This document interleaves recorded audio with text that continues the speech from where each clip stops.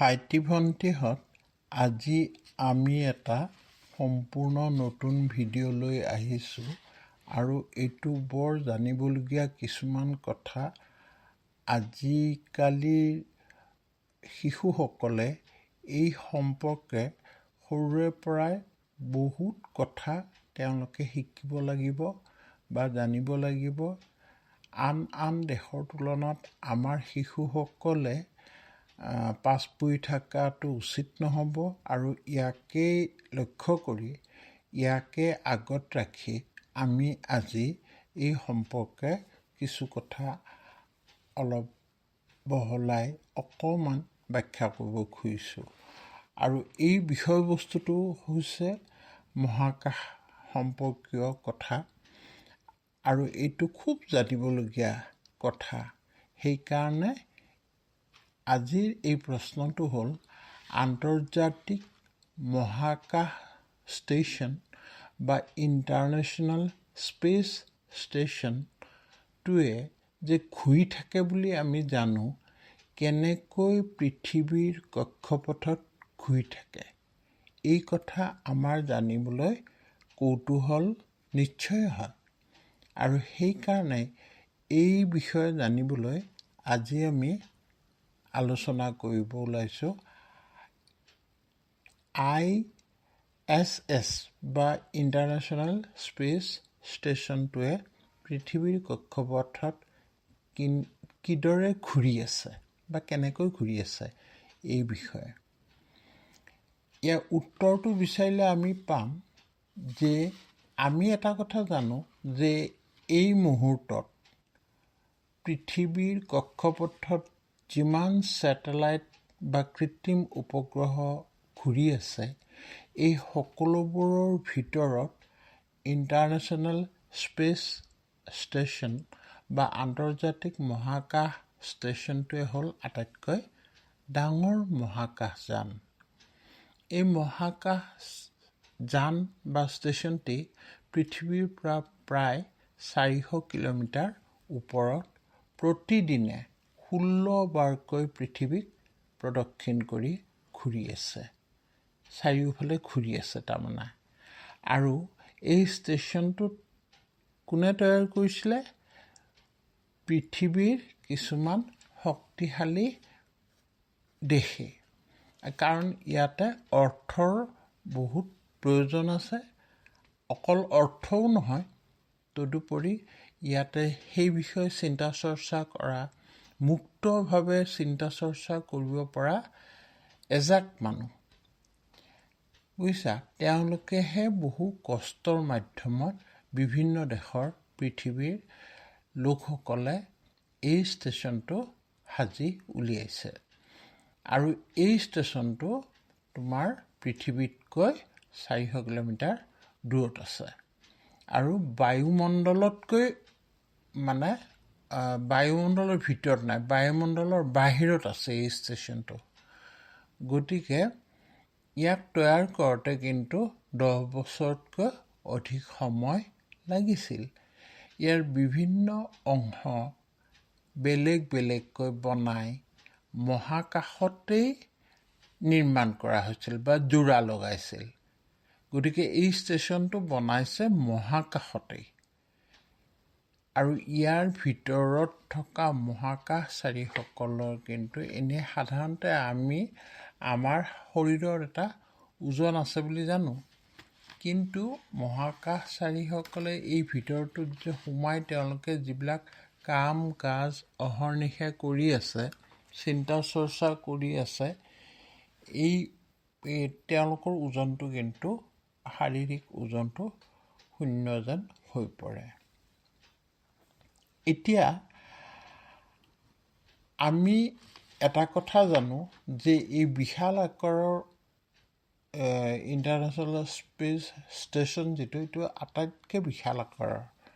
পৃথিৱীত যিমান আছে ছেটেলাইট আছে তাৰ ভিতৰত ডাঙৰ, নহয়নে বাৰু? আৰু ই পৃথিৱীৰ পৰা কি ক'লোঁ 400 কিলোমিটাৰ ওপৰত ঘূৰি আছে। পৃথিৱীৰ বায়ুমণ্ডলৰ বাহিৰত ই অৱস্থিত। তাৰপিছত 1998 চনৰ নৱেম্বৰ মাহৰ পৰা এই কৃত্ৰিম উপগ্ৰহটোৰ নিৰ্মাণ কাৰ্য আৰম্ভ হৈছে। পৃথিৱীক কেন্দ্ৰ কৰি ঘূৰি থকা এই কৃত্ৰিম উপগ্ৰহটোৱে বিশ্বব্ৰহ্মাণ্ডৰ বিভিন্ন ছবি খা খবৰ সংগ্ৰহ কৰি পৃথিৱীত থকা মহাকাশ বিজ্ঞানীসকললৈ প্ৰেৰণ কৰি আছে। আচলতে ইয়াক এক গৱেষণা কেন্দ্ৰ বুলিব পাৰি। আৰু এই কেন্দ্ৰটোত বা তোমাৰ উপগ্ৰহটোত নিৰ্মাণ কৰিবলৈ 5টা স্পেচ এজেঞ্চিয়ে সাধাৰণতে পোনপ্ৰথমতে একেলগে মিলিত হৈ কাম বন কৰিছিল। তাৰ ভিতৰত আমেৰিকা যুক্তৰাষ্ট্ৰৰ, আমিতো নাছাৰ নামটো জানোৱেই, নাছা, আমেৰিকা যুক্তৰাষ্ট্ৰ, ৰাছিয়া, জাপান, কানাডা আৰু ইউৰোপৰ দেশসমূহে লগ হৈ এই ইণ্টাৰনেশ্যনেল স্পেচ ষ্টেচন নিৰ্মাণ কাৰ্য সম্পন্ন কৰিছিল। এতিয়া ইয়াৰ কাম কিনো? ইয়াৰ ভিতৰত থাকি মহাকাশ বিজ্ঞানীসকলে অহৰহ পৰীক্ষা নিৰীক্ষা চলাই থাকে। ই প্ৰচণ্ড গতিত পৃথিৱীখনক প্ৰদক্ষিণ কৰি আছে। আমেৰিকা যুক্তৰাষ্ট্ৰত অৱস্থিত নাছাৰ বৈজ্ঞানিকসকলৰ মতে এই উপগ্ৰহটোৱে প্ৰতি ঘণ্টাত 28,000 কিলোমিটাৰ বেগত পৃথিৱীৰ চাৰিওফালে ঘূৰি আছে। তাৰমানে কিমান তীব্ৰ গতিত ঘূৰিছে। কিন্তু ভিতৰত যিবিলাক মহাকাশচাৰীসকলে চিন্তা চৰ্চা কৰি আছে, তোমাৰ পৃথিৱীলৈ পঠিয়াই আছে, অহৰহ তেওঁলোকে যিটো গৱেষণাৰ নিচিনা কাম কৰি আছে, ক'ৰবাত বেয়া হ'লে, মেচিনবিলাক বেয়া হ'লে ঠিক ঠাক কৰি আছে তাৰ মাজতে। গতিকে তেওঁলোকে চিন্তা চৰ্চা কৰি আছে, গভীৰ চিন্তা কৰিছে বিশ্বব্ৰহ্মাণ্ডৰ কথা, মহাকাশৰ কথা, পৃথিৱীৰ কথা, কেতিয়ানো হ'ব, ধুমুহা আহিব সাগৰত, এনেকুৱা বিভিন্ন খা খবৰ আৰু বাতৰিবিলাক বা ছেটেলাইট যিবিলাক চেল'ফোন আছে, সেই ফোনবিলাকৰো আজিকালি কিন্তু বহুতখিনি ছেটেলাইটে কাম কৰি থাকে। সেইটো তোমালোকে নিশ্চয় জানা কিছুমান কথা। কিন্তু ইয়াৰ ভিতৰত থকা মহাকাশচাৰীসকলে কিন্তু এইটো গতিটো উপলব্ধি কৰিব নোৱাৰে। কিয় নোৱাৰে? কাৰণ যেনেকৈ আমি পৃথিৱীৰ ভিতৰত থাকোঁ, কিন্তু পৃথিৱীয়েতো সূৰ্যক তীব্ৰ গতিত প্ৰদক্ষিণ কৰিয়ে আছে। নহ'লে দিনৰ পিছত ৰাতি হৈছে, ৰাতিৰ পিছত দিন হৈছে। এই যে ঘূৰি আছে পৃথিৱীয়ে, সেই কথাটোতো আমি কেতিয়াও উপলব্ধি কৰা নাই। কাৰণ কিয়? আমি সমান গতিত আমিও ঘূৰি আছোঁ।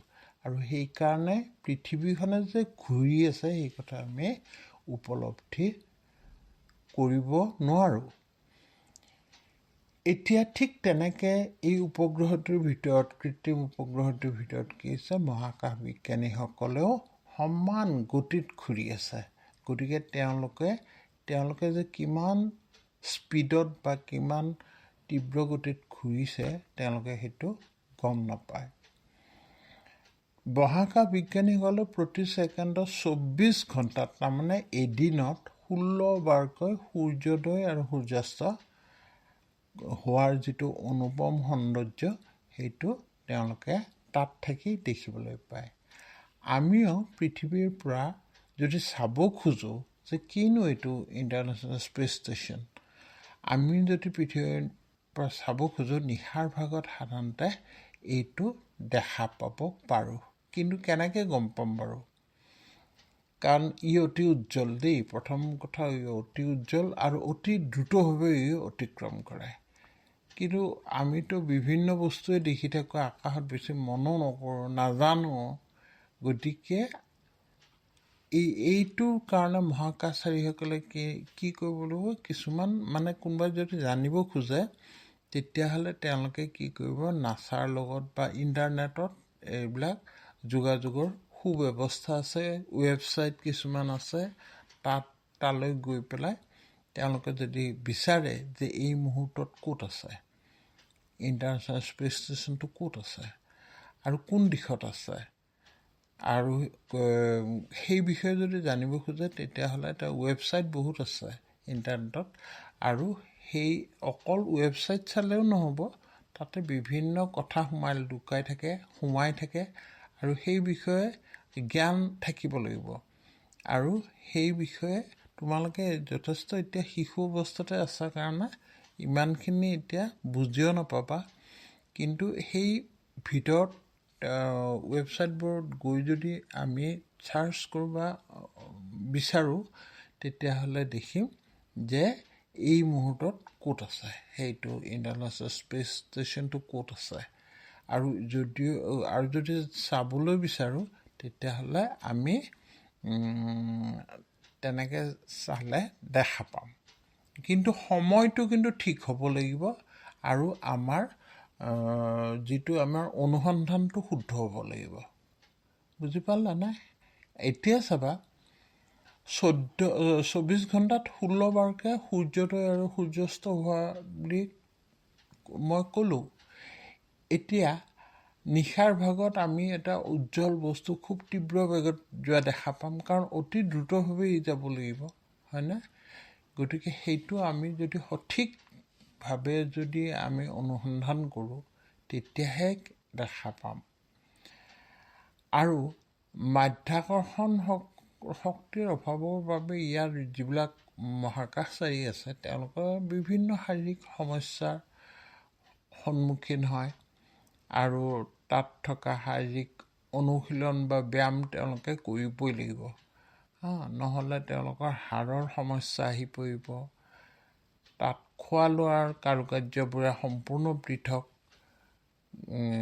কিন্তু ইণ্টাৰনেটৰ সুব্যৱস্থা আছে, যাৰ কাৰণে তেওঁলোকে ইমান সুব্যৱস্থা আছে যে তেওঁলোকে মহাকাশৰ পৰা কাম কাজবিলাক পৃথিৱীত থকা যিবিলাক মহাকাশচাৰী বিজ্ঞানী যিবিলাকে তেওঁলোকৰ লগত যোগাযোগ কৰি আছে তেওঁলোকৰ খা খবৰবিলাক সুন্দৰভাৱে পঠিওৱাৰ ব্যৱস্থা আছে ইণ্টাৰনেটৰ যোগেদি। গতিকে ইণ্টাৰনেটৰ যথেষ্ট ষ্ট্ৰং, যথেষ্ট শক্তিশালী, আৰু তেওঁলোকে এনেকুৱাকৈ কাম কৰি পেলাই কি কৰে, মানে কোনটো মানে স্পেচ ষ্টেচনত এতিয়া কি চলি আছে, কি কাম চলি আছে, এই সম্পৰ্কে তেওঁলোকে জনাই থাকে। এতিয়া ভাইটি ভণ্টিহঁত কথা এটা হ'ল যে এতিয়া দেখিছোঁ আমি পৃথিৱীখন বহুখিনি আগবাঢ়ি গৈছে, পৃথিৱীৰ লোকসকল বিশেষকৈ। আমি যদি পিছুৱাই থাকোঁ, আমাৰ শিশুসকল যদি পিছুৱাই থাকে, এই ক্ষেত্ৰত যদি তেওঁলোকৰ জ্ঞানৰ অভাৱ হয় তেতিয়াহ'লে তেওঁলোক বহু পিছুৱাই নাথাকিবনে? আৰু সেইটো উচিত হ'ব জানো?